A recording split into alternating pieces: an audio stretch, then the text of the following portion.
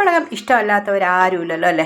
നമുക്ക് എല്ലാവർക്കും പപ്പടകം ഇഷ്ടമാണ്. ഈ BP ഒക്കെ ഉള്ളവർക്ക് പപ്പടം കഴിക്കരുതെന്ന് ഡോക്ടർ പ്രത്യേകം പറയും. അവർക്കൊക്കെ വേണ്ടിയിട്ട് ഞാൻ ഒരു രീതിയിൽ പപ്പടം പൊള്ളിച്ചെടുക്കുന്നത് എങ്ങനെയാണ് നോക്കിക്കേ.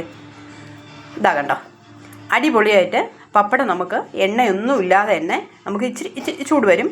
ഇതാ നമുക്ക് നല്ലവണ്ണം നമുക്ക് ഇതിനെ പൊള്ളിച്ചെടുക്കാവേ. ഇതാണ്ടോ, BP ഉള്ളവർക്ക് പപ്പടം ഇനി മുതൽ കഴിക്കാം. പണ്ടുള്ളവരൊക്കെ കണലിലിട്ട് കത്തിച്ചെടുക്കുമായിരുന്നു. ഇതാണ്ടോ, ഞാൻ 2 എണ്ണം കൂടെ ഞാനൊന്ന് ചുട്ടെടുക്കട്ടെ. ഇതൊന്നും ചുട്ടെടുത്തതാണേ. ഇതാണ്ടോ, നല്ല അടിപൊളിയായിട്ട് പപ്പടം ഇരിക്കുന്നു.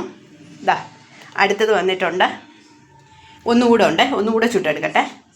ഇതാ നിമിഷ നേരം കൊണ്ട് തന്നെ ഇതാ മൂന്നാമത്തതും വന്നിട്ടുണ്ട്. നമുക്ക് നിമിഷ നേരം കൊണ്ട് തന്നെ ഇതാ ഈ പപ്പടം നമുക്ക് ഒരു തുള്ളി എണ്ണ പോലും ഇല്ലാതെ വലുതായിട്ടൊന്നും കരിയാതെ, കണലില്ലെങ്കിലും പണ്ട് ഈ കണലിലൊക്കെ ഇട്ടാണ് നമ്മൾ ചുട്ടെടുക്കുന്ന. എണ്ണയിൽ നിന്ന് കാച്ചിയെടുക്കുന്നതിനേക്കാളും ഭയങ്കര ടേസ്റ്റായിട്ടോ ചുട്ടെടുക്കുന്നത്. ഇതാ നല്ല ക്രിസ്പി ആയിട്ടിരിക്കുകയും ചെയ്യും.